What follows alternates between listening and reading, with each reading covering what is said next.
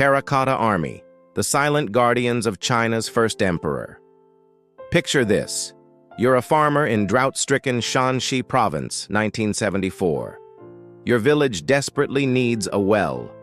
You dig deeper into the earth, sweat mixing with ancient dust, when your shovel strikes something hard. Not rock, something smoother, more deliberate. As you brush away 2 millennia of soil, a human face emerges from the darkness, eyes staring back at you with an intensity that stops your heart. You've just awakened one of history's greatest armies, and they've been waiting in perfect formation for over 2,200 years. This isn't the plot of a blockbuster film. This is exactly how Yang Jifa and his fellow farmers stumbled upon what would become known as the 8th wonder of the world, the Terracotta Army of China's first emperor, Qin Shi Huang, the megalomaniac who united an empire. To understand the magnitude of this discovery, we must first meet the man who commissioned it. Qin Shi Huang wasn't just any emperor. He was history's ultimate control freak with the resources to match his ambitions. Born as Prince Zheng in 259 BCE, he ascended to the throne of the Qin state at age 13 and spent the next 25 years in a brutal campaign to unify China's warring kingdoms. By 221 BCE, he had accomplished what no ruler before him had managed, forging 7 independent states into a single empire. But here's where the story takes a fascinating turn. This wasn't enough for Qin Shi Huang. Having conquered the living world, he became obsessed with controlling death itself. Ancient Chinese beliefs held that the afterlife mirrored earthly existence, and if an emperor was to maintain his power beyond the grave, he would need his army. But there was a problem. Traditional burial customs demanded that servants and soldiers be killed and buried with their master. Even for an emperor with absolute power, sacrificing an entire army was impractical. The solution? Create an army that would never need food, never rebel, and never age, an army of clay. The secret that nearly died with its creators. What happened next reveals both the emperor's paranoia and the incredible dedication of ancient Chinese craftsmen. Historical records suggest that over 700,000 workers toiled for nearly 4 decades to complete Qin Shi Huang's mausoleum complex. The scale is almost incomprehensible. The burial site covers roughly 38 square miles, making it larger than many modern cities. But here's the chilling part. According to the historian Sima Qian, writing a century later, every artisan who worked on the emperor's tomb was sealed inside alive to protect its secrets. The emperor's paranoia ensured that the location and contents of his eternal resting place would remain hidden. And it worked. For over 2 millennia, one of humanity's greatest artistic achievements lay buried and forgotten. The irony is palpable. An emperor who desperately sought immortality achieved it not through the mercury elixirs and mystical potions he consumed, which likely killed him, but through the very army he created to serve him in death. An army like no other. When archaeologists began systematic excavation of the site, what they discovered defied every expectation. This wasn't just a collection of generic clay soldiers.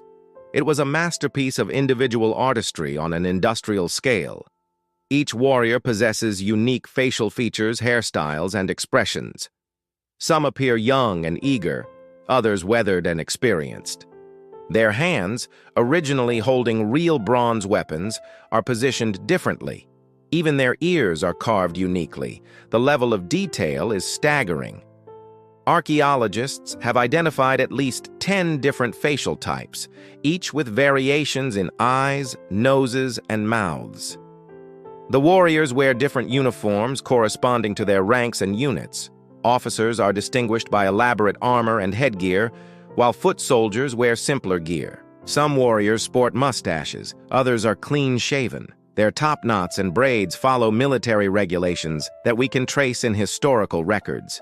But perhaps the most remarkable discovery was that these terracotta figures weren't originally the gray clay color we see today. When first unearthed, they retained brilliant colors.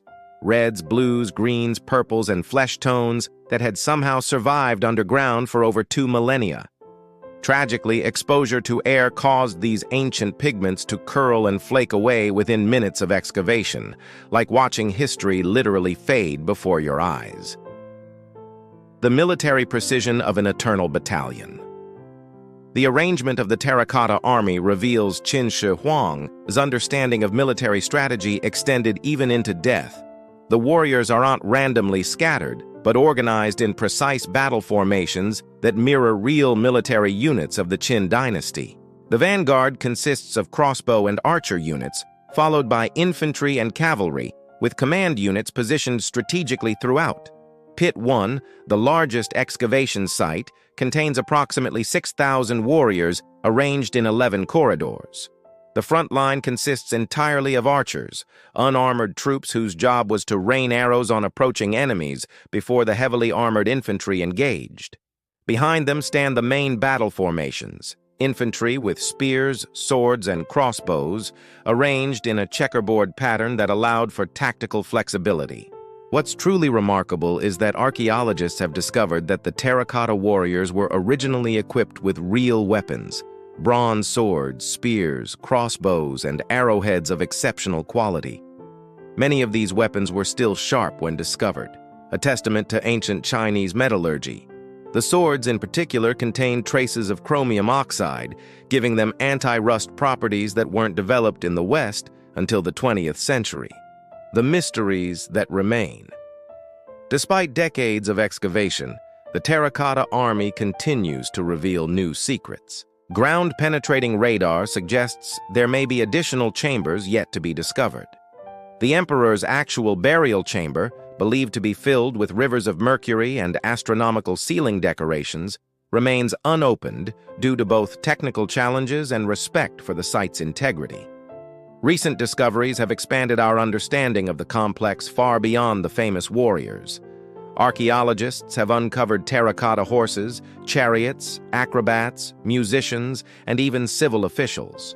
In 2000, they discovered a pit containing terracotta figures of what appear to be government bureaucrats, suggesting that Qin Shi Huang intended to maintain his entire imperial administration in the afterlife.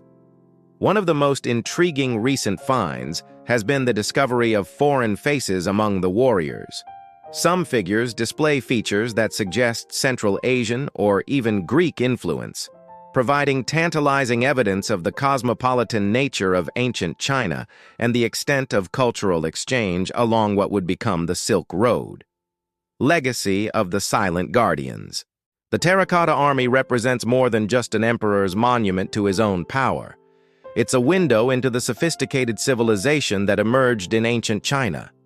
The technical expertise required to create thousands of unique figures, the organizational capacity to coordinate such a massive project, and the artistic vision to conceive it in the first place speak to a society of remarkable achievement. Today, as millions of visitors file past these silent guardians each year, they're witnessing not just ancient art, but ancient innovation.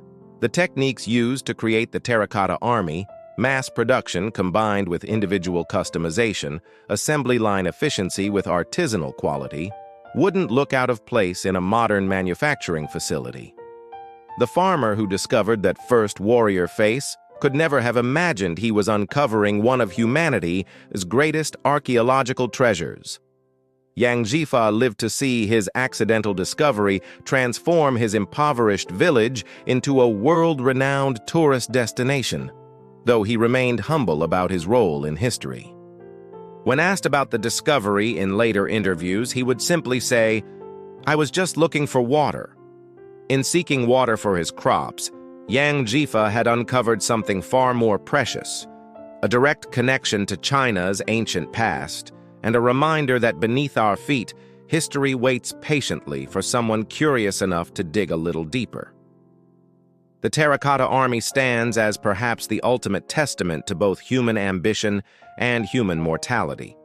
An emperor who feared death so much that he created an eternal army to serve him achieved immortality not for himself, but for the countless unnamed artisans whose skill and dedication brought clay to life.